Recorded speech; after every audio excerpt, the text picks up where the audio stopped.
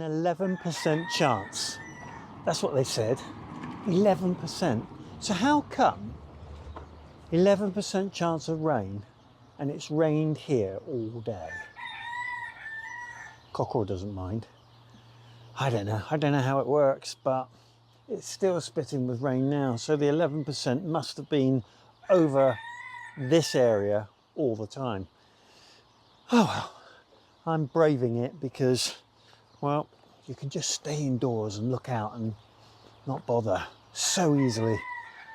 So I've been into the polytunnel and boy does it smell of the algon this morning. It sort of lingers for quite a few days, but I can already see the benefits. Most of what was green has gone like a pale white colour, and yeah, it's already working very quickly. And ultimately I might have to wash this down with a cloth. You can see how easy now it comes off, and well, it's like a green powder on your fingers, but yeah, there's well and truly had it, that algae, so that's a good thing. I've still got all the covers on, which is fine. I was looking at the temperatures, and over the last sort of week or so it's been as low as minus 3.2 degrees centigrade and as high as 25.9. So warming up quite a lot, which means you have to keep an eye on any seedlings or sowings that you've got going, and that's fine. They're looking suitably damp, which is what you want. So one of the things on my agenda today is recovering this piece of, I think it's acrylic, because I've used it along the fence line, and well, I got to using that piece always knowing that I'd like to replace it so that I can carry on that fence, and I managed to get hold of part of a television box because, well, it was surplus to requirements, and it's going to make a great replacement, I think, for that. And of course, it will gradually break down, but it'll do the job nicely. So that's first on my agenda. Well, that seemed to go okay. I'm beginning to really think that it was the right thing to tie these batons because they're so flexible, and that one slipped in really easy. So I can now move that over there and get an idea of where I want to put it.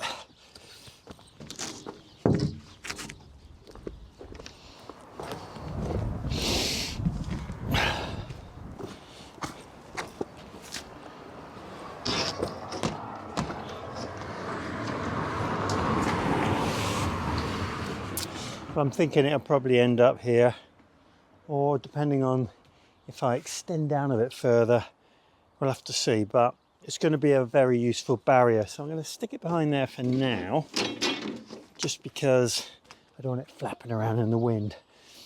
The other side of the camera, I've got another thing that I've got to move. So I accumulated all these bricks over time, and I thought I'd use quite a lot of them for the work I'm doing here, but I've just got shed loads left. So what I'm deciding is I want to get my nets out and around the various beds, and I've got various different bricks, half bricks, some boulders. I'm going to put everything on nets with bricks to hold them down so that I get it looking reasonably neat and tidy.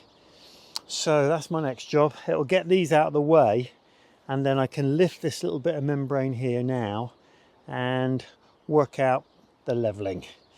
Right, nets and bricks.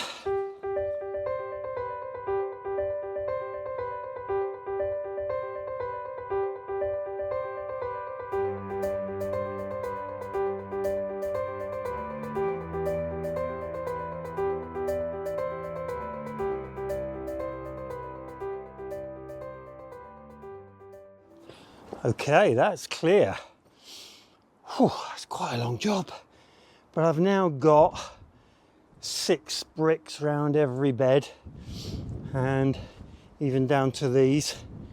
And the next job is going to be put the nets over each of the beds And this is a lot earlier than I would normally do that job. I've got to move a few swede just to spread that before I do that one. But the main reason is that these beds, exposed as they are being used as a cat litter tray more and more every day.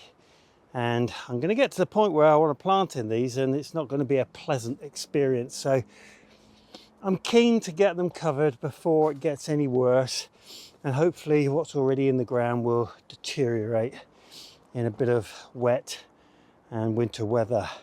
So that's the plan. I did say when I was taking compost up from the base of the old compost area that there were quite a few sycamore seeds in, which are fairly easy to remove.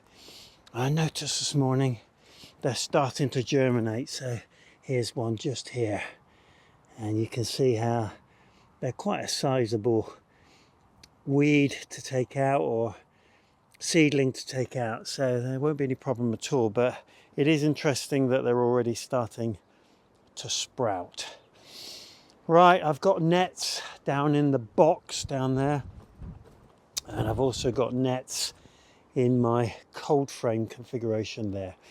So it's going to be a case of sharing the hoops out, and I put a few extras in here. I'm going to use 2 per bay, so I've got 2 extra there.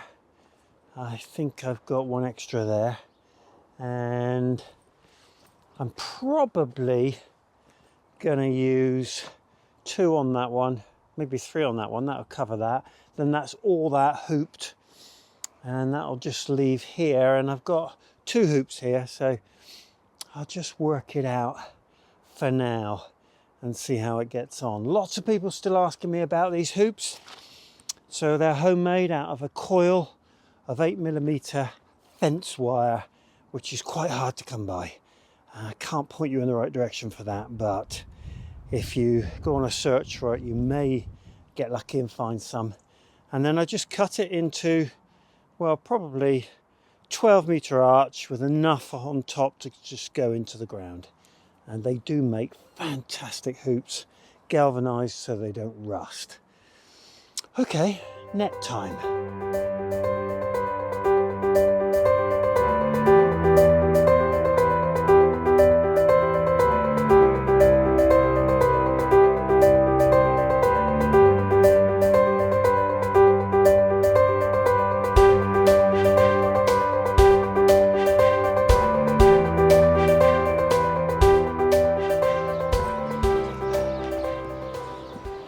It's a surprisingly big job. You probably noted during that time lapse that I took the net off of this one because the one that I put over there wouldn't fit, so I had to do a bit of switching around. But one good thing, I couldn't work out why I didn't have quite enough hoops. I thought I'd calculated it, and of course I put a load at the bottom of this, so I've now got enough the strip along there, which is good news. So these beds are going to be my parsnip beds, and the hope is that the extra depth and the fact that it's a spent soil will result in deeper, longer, better looking parsnips.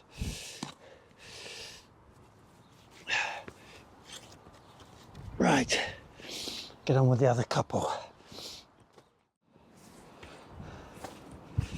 Well, the last 2 are going in this cold frame for now.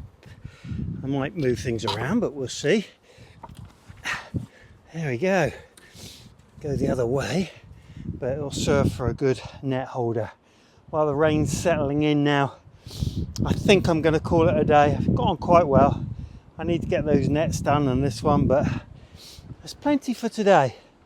Hope you've enjoyed today's video. Hope it's not too short when it turns out, because there's quite a lot of time lapse, but hey, job's got to be done. Hope you've had a good week. Diolch yn fawr.